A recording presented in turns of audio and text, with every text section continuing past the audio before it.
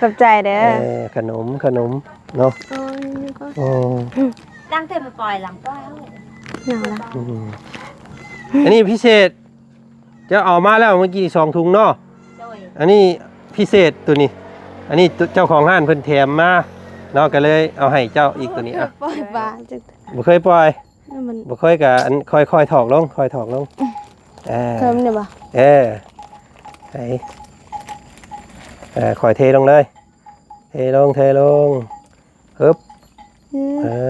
พี่น้องเอาให้มันเบิดเด้อลงให้เบิดเด้อแล้วเลยโอ้โหใส่นี่คือของฝากจากเมวันพี่น้องไงเนาะให้น้องลังสาวน้อยเลี้ยงงัวจากคนเลี้ยงงัวมาเลี้ยงปลาบาทนี่เนาะปึ๊บใส่ทุกพี่น้องเลยนี่เอาอีกถุงนึงถุงนี้มันออกซิเจนเพิ่นอยากสอดแน่เพิ่นเนาะถุงแห้งปึ๊บเนาะออกซิเจนเกือบบ่รอดตัวนี้พี่น้องเลยเกือบเป็นได้มุกเจ้าเนาะเทลงเลย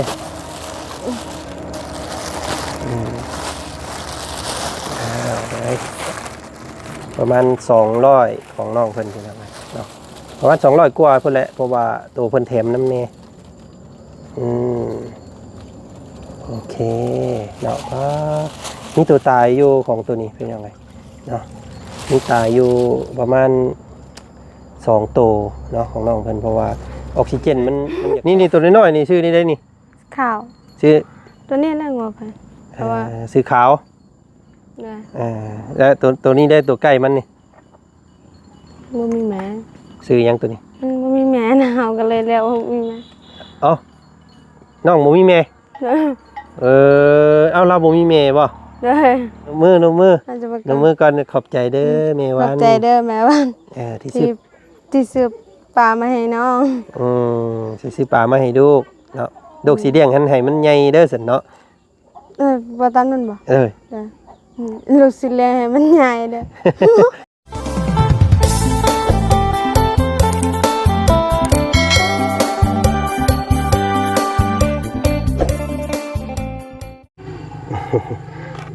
โอเคพี่น้องไงเนาะกะ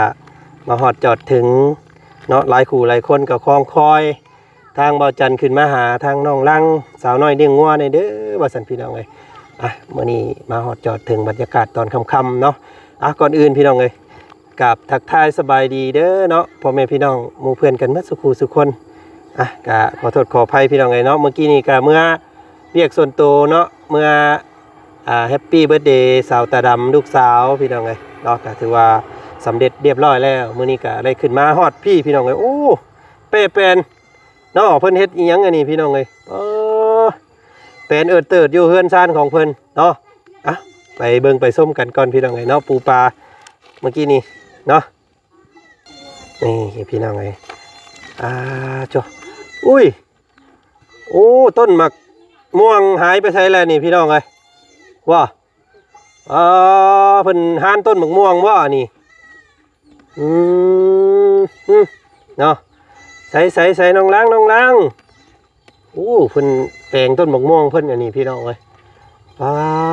หายไปใส่แล้วเฮ็ดจักมือแล้วนี่ล้นแล้วสบายดีสบายดีเนาะโอ้ไปเลี้ยงงัวอยู่บ่มื้อนี้ไปอยู่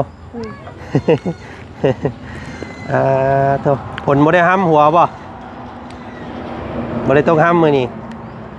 มันโตอยู่แต่ว่าเอาคันกลางลมน่ะเอาคันกลางลมไปเนาะเฮ็ดใส่บ่อันเมย์เจ้าเอามาแล้วบ่ปลาเมื่อกี้นี่เอามาแล้วไปพาไปปล่อยเนี่ยพาไปปล่อยก่อนไปพี่น้องไงเนาะไป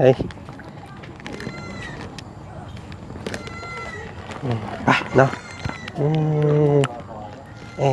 เอานี่ก่อนเอานี่ไว้ก่อนก็ได้สิเนาะแต่ทางพ่อยนี่ขอบใจเด้อขนมเนาะđang thêm một vòi làm có áo หนาวละ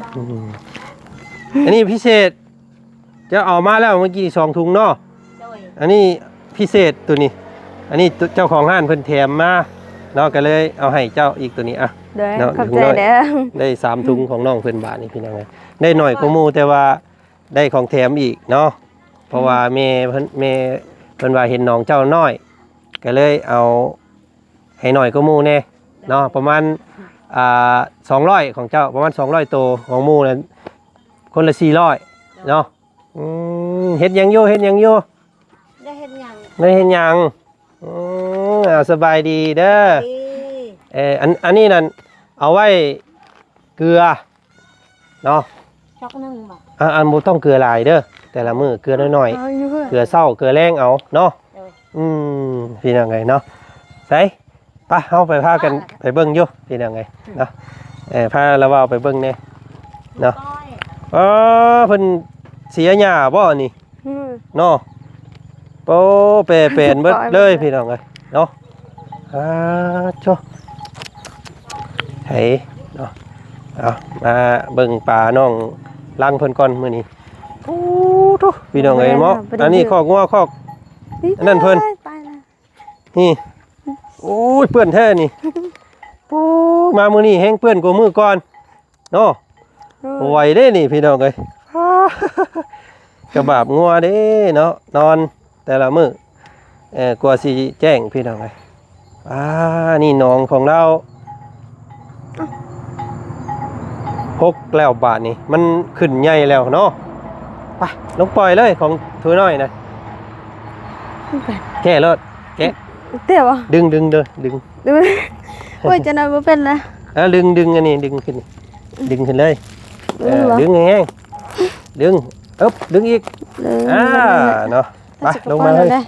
ลงมาปล่อยเดี๋ยวมันสิบ่เคยปล่อยปลาจังบ่เคยปล่อยบ่เคยกะอันค่อยถอกลงค่อยถอกลง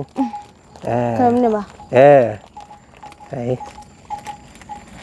ค่อยเทลงเลยเทลงฮึบพี่น้องเอาให้มันเบิดเด้อลงให้เบิดเด้อแล้วเลยเนาะอันนี้ตัวแถมพี่น้องไอ้ตัวนี้มาตัวนี้บาทนี้ถุงใหญ่บาทนี้ปึ๊บของน้องเพิ่นนี่ตัวนี้จะหน่อยกว่าหมู่พี่น้องเพราะว่าแม่เพิ่นว่าของเจ้ามันน้อยเนาะเอาดึงแห้งดึงเลยดึงคือพวกมันแหละฮึบดึงอีกมีหางแล้วฮึบดึงอีกใกล้แล้วเนาะบัดนี้เทลง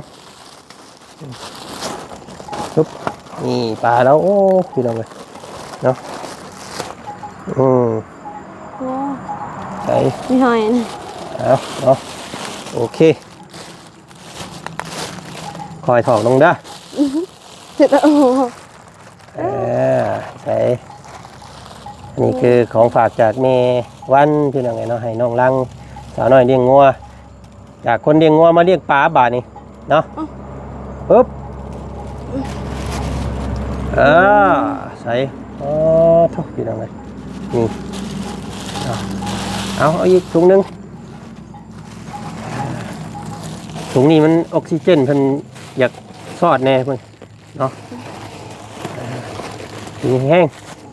ฮึบเนาะออกซิเจนเกือบบ่รอดตัวนี้พี่น้องเลยเกือบเป็นได้มุกเจ้าเนาะเทลงเลย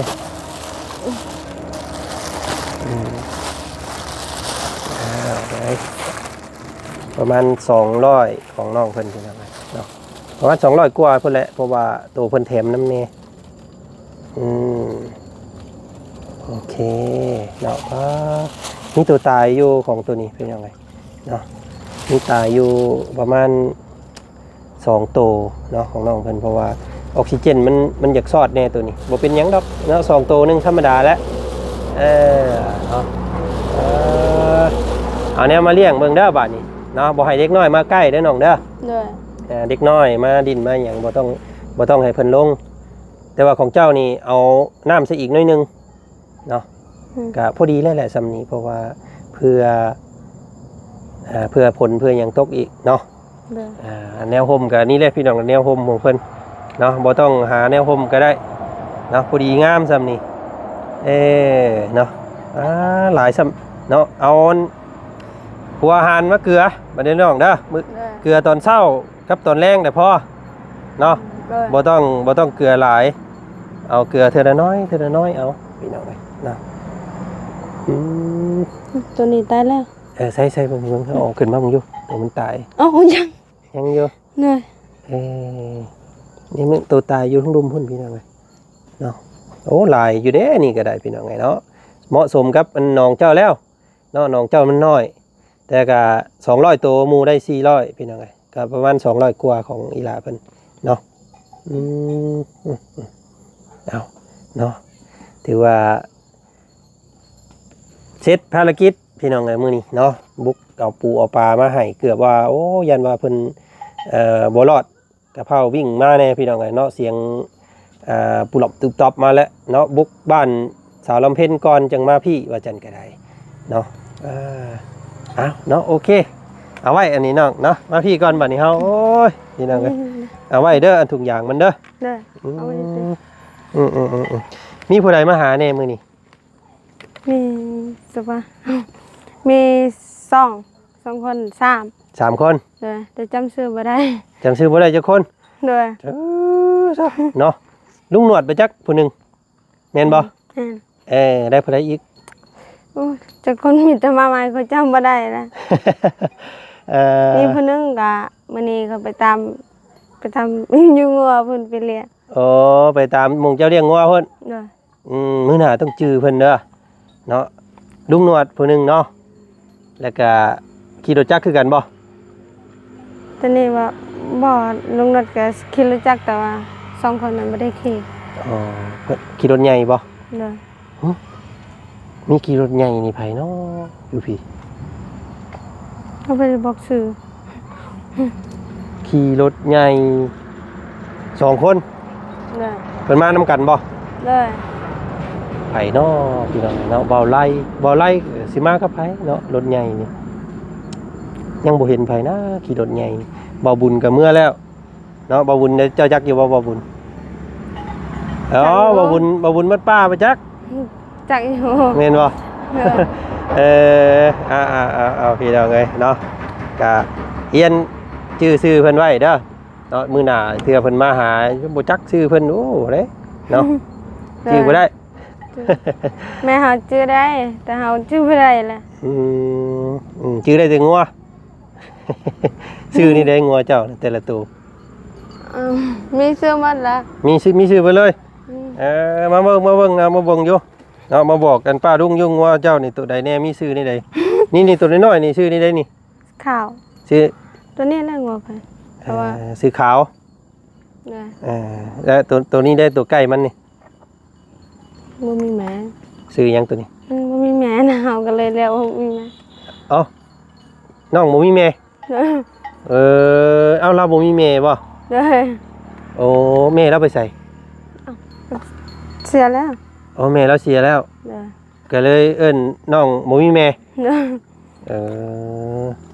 น้องกำพร้าว่าซั่นๆเนาะน้องบ่มีแม่ตัวนี้เด้นี่แต่ก่อนน่ะมันบ่งามน่ะเฮาก็เลยเรียกอาโซแต่ก่อนเพิ่นบ่งามอาซอนี่ภาษาเจ้าภาษาช่วงใหม่นี่ว่าบ่งามแบบว่าสมผมมันอะไรก็บ่แต่ก่อนเราเป็นงัวที่แบบว่ามันจอยมันขี้ร้ายเนาะก็เลยอาซอตัวนั้นเด้ตัวแม่นั้นเด้กลิ้งฮะกลิ้งผู้เล่นมากลิ้งใหญ่ๆเด้โตใหญ่ๆนี่บ่โตตะสีแดงๆนั่นแม่นตัวกระหมากกระลงนี่แล้วหัวหน้าฮะหัวหน้าเลยหัวหน้านำนำไปใส่กับไปนำกันน่ะเอิ้นหัวหน้าตัวน่ะเลยว่าตัวนั้นพาไปใส่กับหมู่ไปนำก็เลยเอิ้นเพิ่นหัวหน้าหัวหน้านำตัวนั้นเด้ตัวใกล้หัวหน้าเด้ตุ้ยสิตุ้ยมีความหมายเบิดเด้งัวเพิ่นแต่ละตัวเด้พี่น้องเด้เนาะอันนั้นคือหัวหน้านำหมู่เนาะพาหมุนป้ากับหมู่กับหมุนนำเนาะนำเจ้านำเนาะ มันพาไปใส่เจ้าก็ต้องแล่นน้ำมันเนาะ ด้วยตัวนั่นแหละมีปัญหานะ อันนั้นหัวหน้าเพิ่นพี่น้องเอ้ยเนาะเอ้ยเนาะเอ้าอัดไว้ประตูบัดนี้ยันงัวเข้าเนาะรักษาเด้อบัดนี้เด้อ ด้วย พี่น้องเอ้ยคัดไว้เนาะเอาไปเนาะโอ้เท่าเปื้อนขนาดได้พี่น้องเอ้ยเนาะ เยอะสัก ป้าจ้ะเนาะตอนนี้ก็ว่าจันได้มาฮอดจอดถึงบ้านของน้องลังเพิ่นเรียบร้อยเด้อพี่น้องเอ้ยเนาะมีแต่เนาะอันโตนั่นแหละพี่น้องเอ้ยต้นมะม่วงเนาะต้นมะม่วงเพิ่นนี่เพิ่นหานออกเรียบร้อยแล้วพี่น้องเอ้ยเนาะแต่ว่าขั้นตอนต่อไปนี่คือว่าจันต้องสร้างพวกไม้เนาะไม้คือไม้ค้างไม้แปรไม้เสาก่อนพี่น้องเอ้ยเนาะมาให้ครบก่อนว่าซั่นซะเนาะนึ่งแล้วบ่เข้ามื้อนี่ ไม่ได้หนึ่งนะมันนี่ เอ้าเป็นหยังคือบ่หนึ่ง เพราะว่าเพิ่งมาแต่เลี้ยงวัว เพิ่งมาแต่เลี้ยงวัว ด้วย แต่ว่าแม่เจ้าหนึ่งนะบ่ หนึ่งแล้ว มีหยังกินแรงใช่มื้อแรง มันนี่บอกกินหน่อไม้ กิน เนาะอาหารหน่อไม้อีกคือเก่าแล้วซั่นมื้อนี้พี่น้องเอ้ยเนาะเอาแต่ปลามาแล้วเว้าบ่ได้ซื้อหยังมาฝากซ้ำมื้อนี้เนาะยันปลาตายก็เลยพาแล่นมาเลย ด้วย เนาะมื้ออื่นเด้อสิซื้อแนวกินมาให้เด้อ ด้วย มื้ออื่นไปเลี้ยงงัวบ่ ไปอยุดบูกันละ พังเบิ่งก่อนเนาะ ด้วย แต่ว่าสวยๆเพื่อได้ไปเนาะ จ้ะเนาะดีใจอยู่บ่ได้ปลามื้อนี้ ดีใจแห้งละ เนาะดีใจจะต้องเลี้ยงให้เพิ่นใหญ่เด้อจะให้เพิ่นตายเด้อ ด้วย เนาะประมาณ200กว่าโตของเจ้าพี่น้องเอ้ยให้ยังคู่โตเด้อเนาะกับเลี้ยงง่ายๆดอกบ่ต้องอีหยังพี่น้องแต่ละมื้อต้องตักอันหัวอาหารนี่ให้เพิ่นเนาะก็บ่ต้องเกลือหลายเด้อแต่ละมื้อ ด้วย เนาะย่านมันกินบ่เบิดได้ย่านปลาเจ้าเน่าเนาะ มันสิตายเด้พี่น้องเอ้ยเนาะก็ได้ครบไปเลยหมู่เจ้าคู่คนเลยพี่น้องเอ้ยน้องน้ำอ้อยเนาะแล้วก็น้องอีหยังอีกดอกแก้วน้องสั้นเนาะเดือแต่น้องผู้เดียวนี่บ่ได้หมู่เจ้าเราบ่เฮ็ดเนาะ ด้วยไปเฮ็ดกับบุมี เนาะบ่เฮ็ดกับบ่มีใช่มั้ยพี่น้องเอ้ยบ่ได้กินปลาน้ำหมู่เราเนาะน้องหัวยองเพิ่นแม่เพิ่นบ่เอาว่าซั่นพี่น้องเอ้ยเพิ่นบ่มีผู้เบิ่งเนาะบ่มีผู้เลี้ยงย่านบ่มีผู้เบิ่งผู้แย่งย่านมันตายว่าซั่นเนาะก็เลยบ่ได้ให้เพิ่นพี่น้องยังเหลือแต่ครอบครัวเดียวนี่ยังบ่มีคือหมู่เนาะก็บ่เป็นหยังพี่น้องเอ้ยเนาะเอาเฉพาะผู้ที่เพิ่นอยากเลี้ยงเนาะ ด้วย ก็เนาะคำว่าดีอกดีใจขอบใจแม่เพิ่นแน่แม่วันเด้อซื้อเพิ่นเด้อ ด้วย แม่วันสุริเพชรเอิ้นเพิ่นแม่วันซื่อๆก็ได้ขอบใจเด้อแม่วันเด้อสันทีเอาปลามาให้เนาะ ด้วย เอาลองเว้าเพิ่นเองอยู่ หัวละขอบใจเด้อแม่มันเด้อ หนุ่มมือ ลืมไป หนุ่มมือก่อนขอบใจเด้อแม่ ข วั อน บใจเด้อแม่วัน ที่ซื้อปลามาให้น้อง ซื้อปลามาให้ลูกเนาะลูกสิเลี้ยงหันให้มันใหญ่เด้อซั่นเนาะ บ่ตามนั้นบ่ เอ้ย ลูกสิเลี้ยงให้มันใหญ่เด้อจังสิติว่า เอ้ยเนาะเอาพี่น้องเอ้ยเนาะเดี๋ยวมื้อหน้าสิไปกวดเบิ่งอีกเนาะว่าเพิ่นยังครบบ่เนาะอย่าให้ได้มุกเด้พี่น้องเด้อเนาะก็ยังนอนอยู่หมองเก่าเจ้าคือเก่าเนาะยังหัวอยู่บ่หัวอยู่บ่เจ้าหัวคือเก่าอยู่ เด้อ อดอยู่ก่อนเด้อเนาะแล้วเบาสิเฮ็ดเรือนหลังใหม่ให้เนาะแต่ว่าก็เฮ็ดไปตามขั้นตอนนี้แหละพี่น้องเอ้ยเนาะแล้วก็ก่อนอื่นก็ต้องได้ไม้ได้หยังก่อนเนาะกาบ่งบประมาณอีหยังมาครบเลยแล้วเบาสิเฮ็ดให้ใหม่เนาะเดี๋ยวลองเบิ่งแบบคือระเบาให้เจ้าเบิ่งนั่นแหละเราแบบเพื่อนเด้อเนาะบ่ต้องอายหมู่อีกเด้อบัดนี้เนาะไปดินเนาะน้ำหมู่กันล่ะเนาะคุมื้อนี้ก็ไปดินอยู่บ่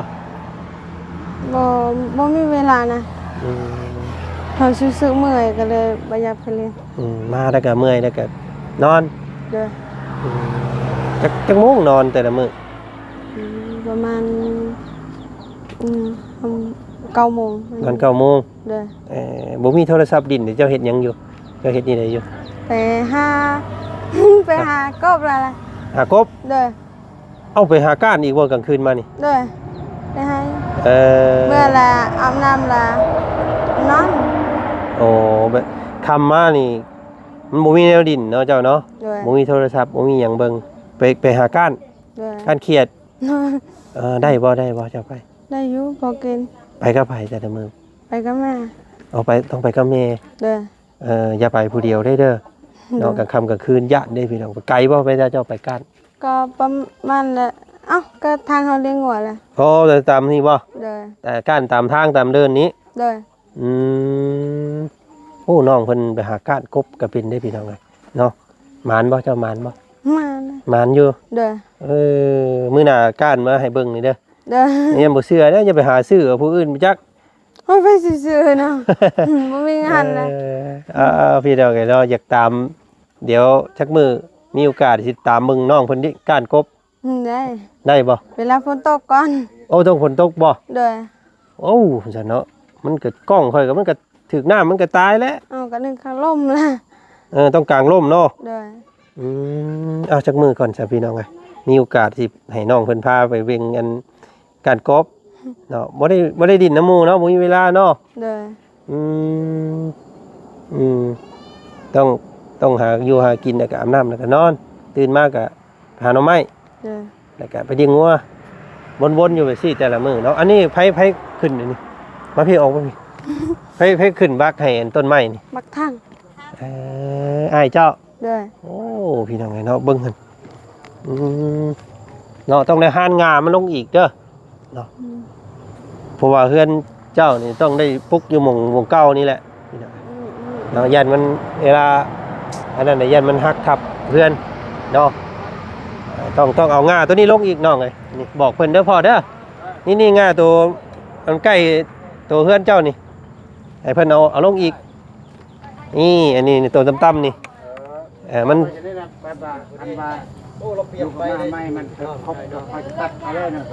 อ๋อสิได้เอาออกเลยเนาะมันอยู่ใกล้โพดเนาะมันโอ้ยบัดมั่งเฮือนพุ่นแล้วจ้ะจังเอามากได้เฮือนตัวนี้บัดมั่งออกเดี๋ยวจัง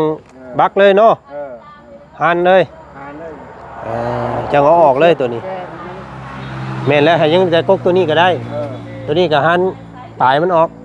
เราบ่ให้มันงาใหญ่หลายเนาะพุ่นแล้วบัดพุ่นก่อนบัดไม้อิหยังมาครบก่อนเนาะจังค่อยเอาลงเนาะคอยจะมั่งเฮือนตัวนี้เลยแบบแล้วตัวมือเดียวได้มั่งเดี๋ยวจังว่ากันพี่น้องเดี๋ยวจังเอาตัดจำเงาโลดเนาะโอ้แปรเป็นคักกะดีพี่น้องเนาะอันนี้ก็สิเป็นหม่องเก็บไม้เจ้าไว้นี่แหละเนาะจักมือเด้อพอเด้อเตรียมแนวห้องไม้ไว้เป็นพวกคืออันน่ะเป็นไม้กลมนะนี่ก็เอามาวางเอาไว้แถวนี้แหละไม้นี่พี่น้องเราเอาขึ้นมาแถวนี้เพราะว่าย่านขึ้นมาบ่ได้เบิ่งนี่ต้องป้าไว้หั่นแล้วก็ต้องหามขึ้นมาเนาะเนาะเอาพี่น้องแล้วใหม่เนี่ยน้องรักเขาต้มก็ไปเบาลุงหนวดโอ้ลุงหนวดยังบ่มามื้อนี่6 โมง ชื่อได้เลยบ่แล้วคนมาเมื่อก็ได้ให้เมื่อก็ได้ก็พักเมื่อเอาจะว่าเราสิมาอยู่ไปจักบ่เดี๋ยวจังไห้เราก็ได้บ่เป็นหยังเอาเมื่อกินน้ำกันนั่นแหละนอนอยู่เฮือนดังเดียวกันเบิ่งปลาเด้อบัดนี้เนาะเลี้ยงปลาให้มันใหญ่เด้อเกลือรสบอกตอนแรกเกลือรสมื้ออื่นก่อนก็ได้จังเกลือเพิ่นเกลือซ้ำกำนึงบ่ต้องเกลือหลายเนาะมันกินบ่เบิดเลยน้ำมันสิดำเนาะน้ำมันสิเน่าเด้อเนาะเอาพี่น้องเอ้ยก็นั่นแหละมื้อนี้ก็หากันมาฮอดว่าจันก็ได้เนาะก็เลยของฝากของต้อนเป็นขนมกับปลามื้อนี้เนาะอาบน้ำแล้วมื้อนี้ยังอยู่โอเคสันพี่น้องเอ้ยเนาะฮอดจอดถึงบ้านน้องล่างได้เด้อเนาะขอบใจแม่เพิ่นหลายๆเนาะเอาขอบใจเพิ่นเลยพ่อก็ได้พอกันก็จักแน่พอเพิ่นเนี่ยดีแน่แล้วพอก็ดีมกดีใจแล้วมาพี่กูเป็นแม่กันมายืนเฮียงกันอยู่ล ลูกนี่ก็ทางแม่และช่วยเอาไม่อยากพอแม่เลยไม่อยากให้เลยเขาอยู่ไม่ให้เข้าครับให้บุญให้เงินคืออยู่ดีไม่แห้งเด้อปลาดุงเอ้ยตีมงตีใจแล้วดูร้านเฮาครับพวกลุงแม่ป้าและเลี้ยงจักเที่ยวแนวอย่างเราแต่เมื่อละเมื่อหาเราไม่ลูกหาเราไม่ไม่แห้งเด้อเด้อขอบใจเด้อแม่วันเด้อซื้อเพิ่นเด้อแม่วันเด้ออยู่ดีไม่แห้งเด้อตำบานแต่ได้ลานแต่เมืองเด้อโอ้เดี๋ยวเอาเงินมาใช้เลี้ยงเพิ่นเนาะเงินอันลูกหลายโพดกับบ่ดีเด้อเฮ้ยเนาะบ่มีเงินซื้อข้าวให้เพิ่นกินให้ลูกเต็มบ้านเลยหลานเต็มเฮือนว่าซั่นเอ้ยเนาะโอ้ยพอเลี้ยงชำนี้แล้วใหม่ก็กินแล้วตักก็กินเด้อเอาซะเนาะเดี๋ยวขอตัวก่อนเด้อซั่นเด้ออีหล่าเด้อเดี๋ยวมื้ออื่นสิมาหาใหม่เด้อเอาสบายดีเนาะโอเคพี่น้องเลี้ยงปลาเด้อบัดนี้เด้อเนาะมาไปซะเนาะโอเคพี่น้องสำหรับครอบครัวของน้องล้างเพิ่นอันนี้พี่น้องเนาะก็ได้ปลาปล่อยแล้วบัดที่นี่เนาะก็รุ่นเบิ่งไม่ตอกหอกตามแล้วพี่น้องเนาะช่วงนี้ก็เป็นช่วงหน้าฝนแน่ก็สิซ่าๆนิดนึงเนาะการนำเลี้ยงไม้มาเดี๋ยวว่าจันทร์สิสั่งไม้พี่น้องมืออื่นมื้อฮื้อนี่แหละบ่เกินรอเนาะเพิ่นอาจจะได้มาฮอดจอดถึงว่าซั่นซะเนาะเบิ่งท่าทางเบิ่งทางขึ้นก่อนพี่น้องเนาะโอ้ทางก็จะเปื้อนแน่จะสิเป็นเอารถมาตู้ไว้นี่สิเอาลงนี่แหละแล้วก็จังสิให้เพิ่นคอยเก็บไม้ขึ้นมาเทื่อละเล็กน้อยเพราะว่าเนาะมันคือสิยากอยู่ทางขึ้นว่าซั่นซะพี่น้องเนาะโอ้ยเนาะเอาจังได๋ก็ดีอกดีใจแทนน้องเพิ่นพี่น้องเนาะที่ว่ามีแม่เนาะวันพี่น้องเนาะแม่วันสุธิเพชรเด้อเนาะเนรมิตหมู่บ้านนี้ให้มีการปลูกผังเลี้ยงปลาเนาะมีการสร้างสาพัฒนาเนาะมีห้องน้ำห้องในเนาะมีหม่องเลี้ยงปูเลี้ยงปลาก็ถือว่าเป็นการช่วยเหลือที่แบบให้พวกเพิ่นสามารถต่อยอดเนาะให้ฮู้จักคุณค่าของสัตว์สาวสิ่งเนาะก็ถือว่าเป็นสิ่งที่ปลูกผังให้ชาวบ้านเพิ่นฮู้จักเลี้ยงสัตว์เนาะเลี้ยงปลูกผังเลี้ยงสัตว์ว่าซั่นซะพี่น้องก็สิมีอีหยังอีกเติมในภายภาคหน้าก็ติดตามแล้วกันเด้อพี่น้องเนาะสำหรับคลิปนี้ทางบ่จันขอตัวก่อนพบพ่อกันใหม่อีกและกันคลิปหน้าเนาะคลิปนี้ขอกล่าวคำว่าสบายดีเด้อเนาะเปิดสุขุสุคนพี่น้องเนาะเจอกันใหม่เด้อเนาะคลิปหน้าคลิปนี้ขอกล่าวคำว่าสบายดีไปพี่น้องเนาะ